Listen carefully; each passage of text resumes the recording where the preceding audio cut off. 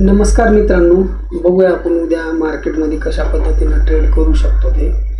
तर सुरुवातीला मी तुम्हाला आज केलेले ट्रेड दाखवतो माझे. तर आज आपण सकाळी पुटमध्ये ट्रेड घेतला होता बँक निफ्टीच्या.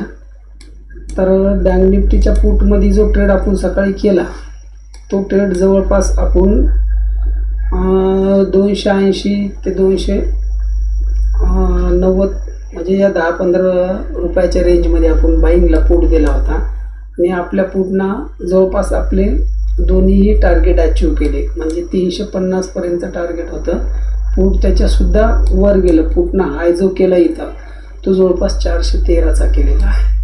त्याच्यामुळे पुटमध्ये सुद्धा आपलं सकाळी प्रॉफिट झालं. त्याच्यानंतर मी परत पुटमध्येच एक रिटेस्टिंगचा ट्रेड घेतला होता इथं 330च्या जवळपास. इथं सुद्धा मी एक ट्रेड स्कॅल्पिंग करून इथं सुद्धा प्रॉफिट केलं आणि हे बी ट्रेड मी ग्रुपवर दिला होता.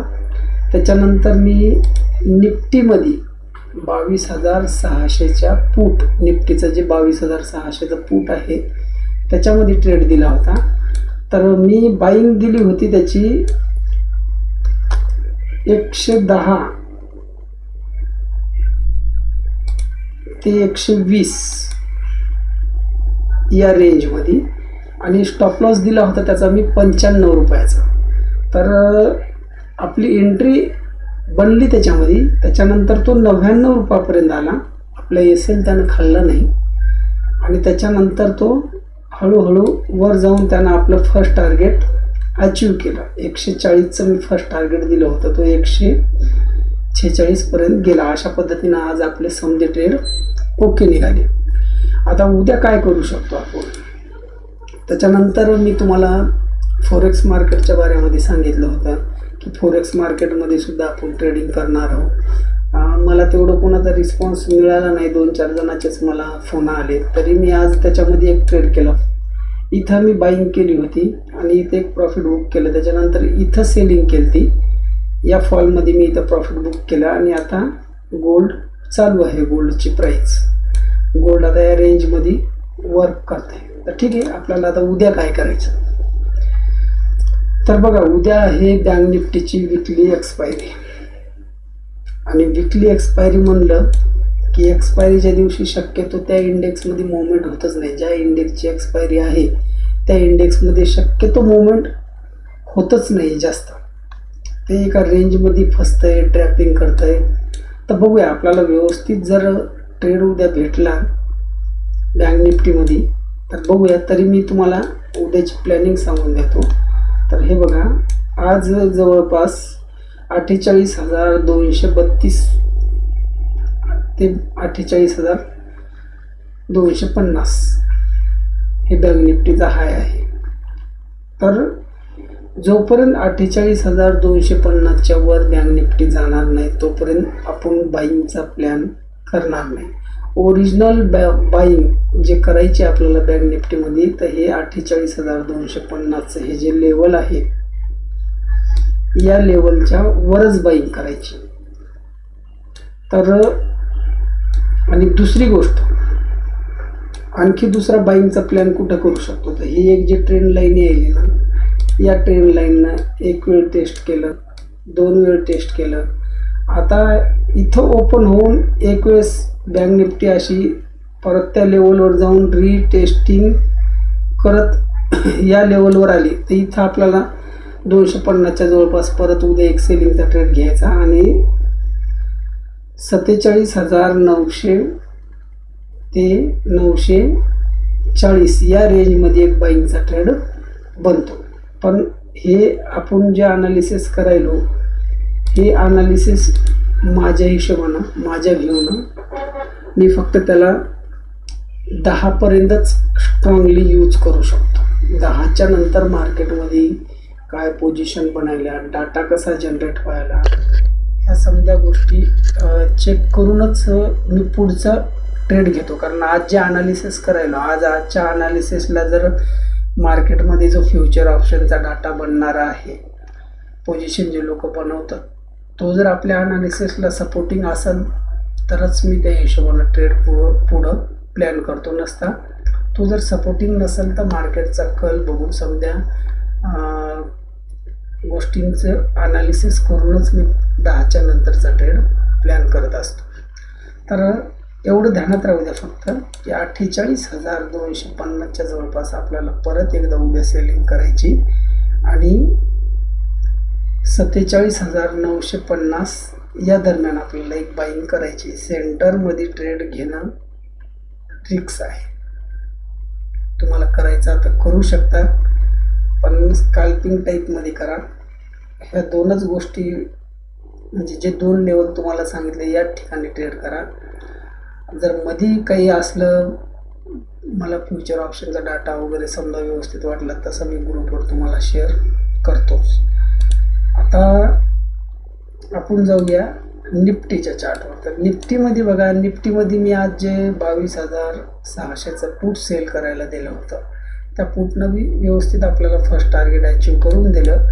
आता उद्या काय करायचं, उद्या परत या 22,600च्या लेवलवर आपल्याला सेलिंगचा ट्रेड घ्यायचा. जोपर्यंत हे लेवल तुटत नाही आणि कन्फर्मेशन चांगल्या प्रकारे फ्युचर ऑप्शनच्या डाट्यामध्ये बी व्हॅल्यूमध्ये बी भेटत नाही, तोपर्यंत आपण 22,600च्या वर बाईंगचा विचार नाही करणार.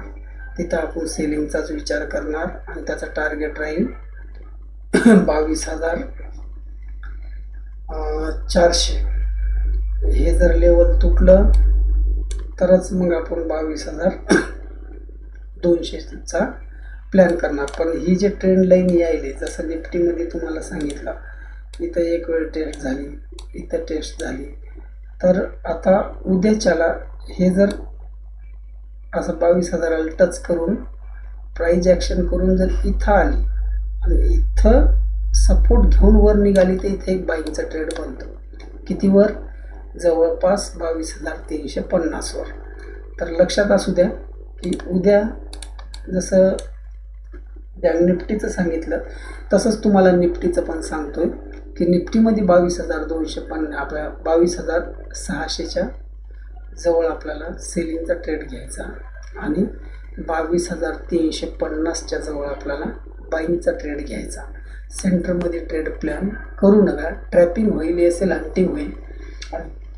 तसं काही असलं तर मी ग्रुपवर तसे सर्व अनालिसिस करून मी ट्रेड देतो. मी बऱ्याच जणांना प्रॉफिट व्हायला आहे, कमीत कमी नुकसान होणार नाही याची गॅरंटी मी देतो. फक्त लेवलवर दिलेल्या ट्रेड टाका. कारण काय आहे माहिती आहे का, हे बघा आज जवळपास मी इथं जो निफ्टीचा पुटचा जो ट्रेड दिला होता 22,600च्या, आता मी या रेंजमध्ये दिला होता. काही जणांनी इथं वरच्याच लेवलला बाय केला असेल 21-22च्या ह्याच्यामध्ये. कारण मी जे तुम्हाला रेंज, ज्यावेळेस मला डाऊट येते ना तेव्हा मी रेंज टाकतो, ज्यावेळेस मला डाऊट नाही तेव्हा मी लगेच लेवल टाकतो की त्या लेवलवर बाय करा. 2-3 रुपये इकडं तिकडं, 4-5 रुपये इकडं तिकडं. तर मी इथं 10 रुपयाची रेंज दिली होती. ज्यांनी बी समजा 110वर ज्यांची बाईंग झाली त्यांचा स्टॉप लॉस किती होता? 15 पॉईंटचा होता. म्हणजे रिक्स त्यांना 22,600च्या पुटमध्ये फक्त 15 पॉईंटची रिक्स होती आणि रिवॉर्ड किती होता? जवळपास 30 पॉईंटचा रिवॉर्ड होता. म्हणजे 1:2, म्हणजे तुम्ही 15 द्यायले तर 30 रुपये घ्यायले, अशा हिशोबाचं ते होतं. तर तरीही त्यांनी आपलं एसएल हिट नाही केलं आणि जवळपास फक्त एवढं थोडंसं साईडवेजमध्ये जाऊनच आपलं टार्गेट अचीव केलं. तर अशा पद्धतीनं उद्याचं अनालिसिस आहे. जर नवीन काही असेल बी तर मी ग्रुपवर अपडेट करत राहील. आणि ग्रुपवर फक्त काय आहे, आपल्याला पैसा कसा बनल काय नाही या गोष्टीचा विचार करा, बाकी गोष्टीकडं ध्यान देऊ नका. मार्केट कुठं जाईल, काय करेल, काय नाही. कारण आपण हो इंट्राडे ट्रेडर, आपल्याला फरक नाही पडत मार्केट पडलं काय आणि वाढलं काय. फरक पडतो जे लोक स्विंग ट्रेडिंग करायले, ज्यांची होल्डिंग आहे, लय मोठा पैसा मार्केटमध्ये टाकलेला आहे, त्या लोकांना फरक पडतो की मार्केट कोण्या साईडला जाणार आहे काय नाही. त्यांच्यामध्ये भीतीचं वातावरण निर्माण होते. आपल्याला तर मार्केट हालाय पाहिजे, त्यांना खाली पडो का वर पडो ते आपण कॅप्चर करूया.